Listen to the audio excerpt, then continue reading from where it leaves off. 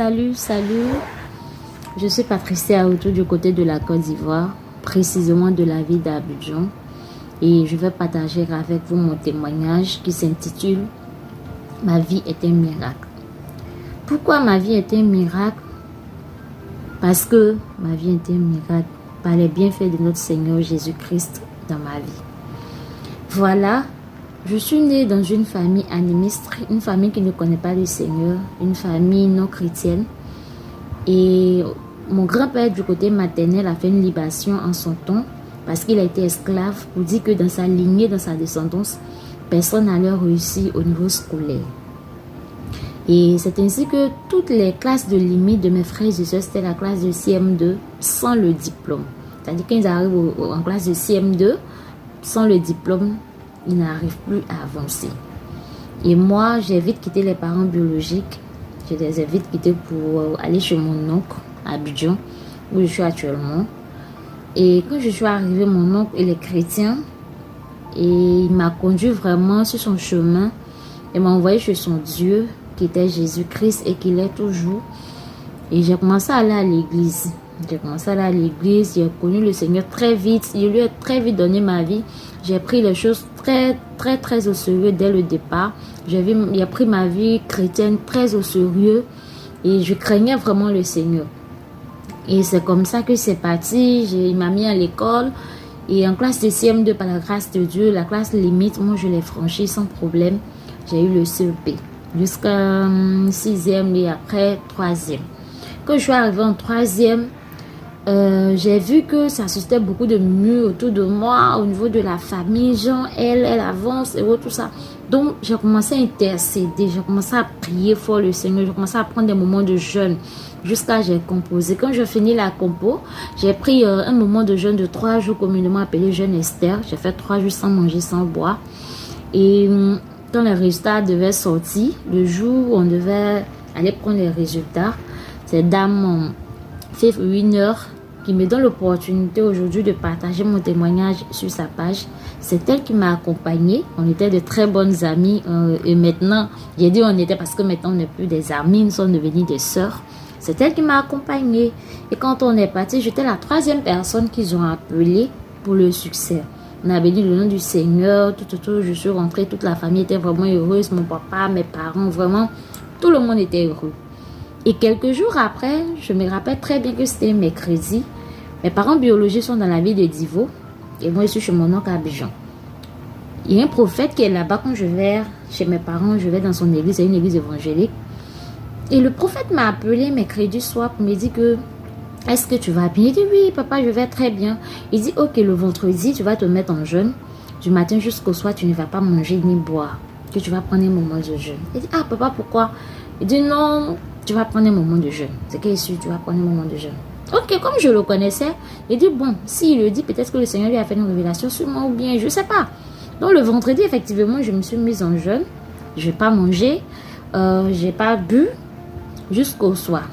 Et quelques jours après, j'ai une grande sœur qui m'a appelée. Celle qui vient après notre aînée, elle m'a appelée. Elle dit ah, est-ce que tu vas bien? J'ai dit oui, grande sœur, je vais très bien. Elle dit, tu sais ce qui se passe? Elle dit, qu'est-ce qui se passe? Elle dit, la vieille t'a pas appelé. Je dis, non, la vieille ne m'a pas appelé. Elle dit, ah, actuellement, c'est gâté à Divo, parce que mes parents biologiques sont à Divo, comme je l'ai dit. Elle dit, ah bon, qu'est-ce qu'il y a? J'ai eu peur, mais je pensais que les parents avaient un problème particulier. Elle me dit, ah, actuellement, les parents sont paniqués. Le vieux est paniqué, la vieille est paniquée même. Que moi-même, la vieille m'a appelé, là, franchement, on sent qu'elle est paniquée. Aïe, mais qu'est-ce qui se passe? Elle dit, ah, que non, le mari de notre grande sœur est allé consulter, que le marabout lui a dit que la petite soeur de ta femme qui vient d'avoir le BPC, elle va mourir en septembre. J'ai eu le BPC en juin. En juillet, on m'annonce que le mois de septembre, je vais mourir.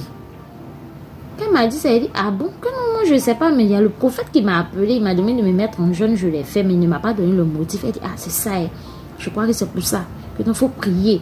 Parce qu'actuellement, les parents sont paniqués.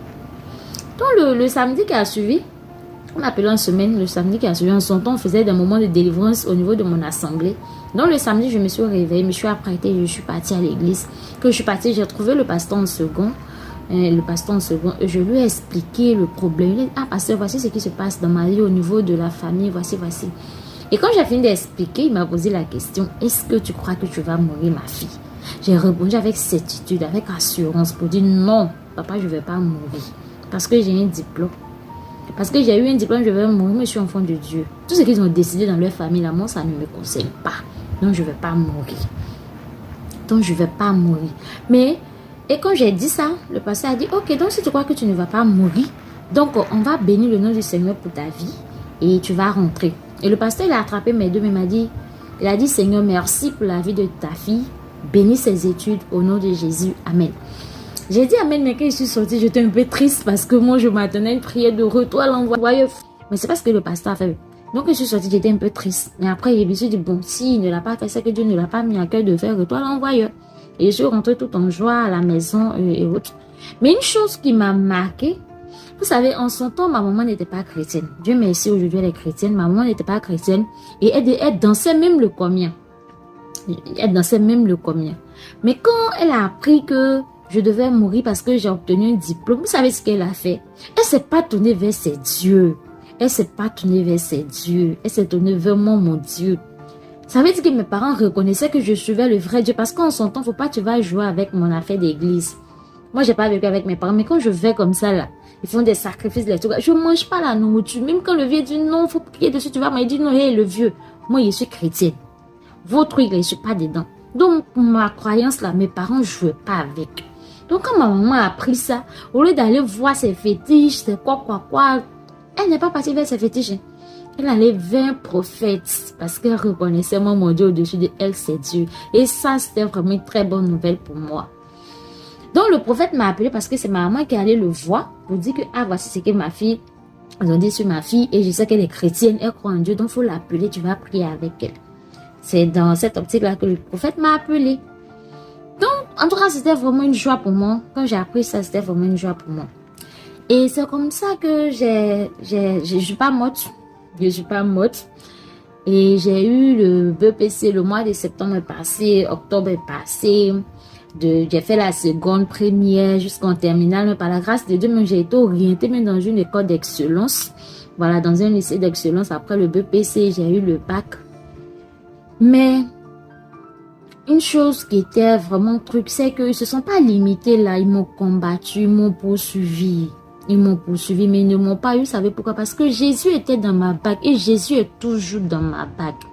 Jésus, il est toujours dans ma bague. Pour dire que quoi? Qu'on a Jésus dans notre vie, les décisions prises au niveau de notre famille, les sanctions qui ont été prises au niveau de notre famille, tout ce qui a été comme des arrêtés au niveau du succès, au niveau des bénédictions, choses qui sont limitées. Quand on a Jésus, on n'est pas concerné. On n'est pas concerné. Je veux dire à une personne, ça c'est mon témoignage. Ça c'est pour le BPC. Mais pour le bac, vous ne savez pas ce que j'ai traversé. Pour le BTS et autres, tout ça. Ils m'ont poursuivi comme je l'ai dit. Mais Jésus étant dans ma bac, ils ne m'ont pas vaincu. Il y a toujours eu la victoire sur ces choses. Pour dire que quoi, quand on en Dieu, on a la victoire sur tout. Quand on croit en Dieu, on a la victoire sur tout. Quand Jésus est avec nous, ce que les hommes ont pris comme décision ne nous atteint jamais. Ne nous atteint jamais. Je veux encourager une soeur. Je veux encourager un frère, une personne où ils ont pris des décrets au niveau de ta famille pour dire que tu ne vas pas réussir, tu ne vas pas prospérer. Ta classe de limite peut-être c'est CM2. Chez moi c'est CM2, peut-être chez vous c'est CE1, bien CE2. Je veux te dire que si tu es en Jésus, que tu crois en Jésus, que tu sais que ton Dieu il est mort, premier jour, deuxième, troisième jour il est ressuscité et qu'il est assis à la droite du Père, tout ce qu'ils ont décidé là ne va jamais t'atteindre. Continue de croire en ton Dieu, continue de le servir, continue de faire ce que tu vois de normal pour le Seigneur et tu verras sa gloire comme moi. Actuellement, j'ai vu la gloire de Dieu, je continue de voir la gloire de Dieu. Au niveau de ma famille, je suis un témoignage vivant. Au niveau de ma famille, pour d'autres, je suis un choc parce qu'il y a d'autres qui se demandent comment elle a fait. C'est pas elle qui a fait, c'est Jésus qui a fait. C'est pas moi qui ai fait, c'est le roi des rois qui a fait. C'est celui qui est mort, qui a ressuscité le troisième jour, qui a fait. Que le Seigneur vous bénisse. Continuez vraiment à suivre cette page et vous aurez encore d'autres témoignages. J'ai beaucoup de témoignages de bienfaits du Seigneur dans ma vie, de victoire, d'élévation dans ma vie. Continuez à suivre cette page et que le Seigneur vous bénisse.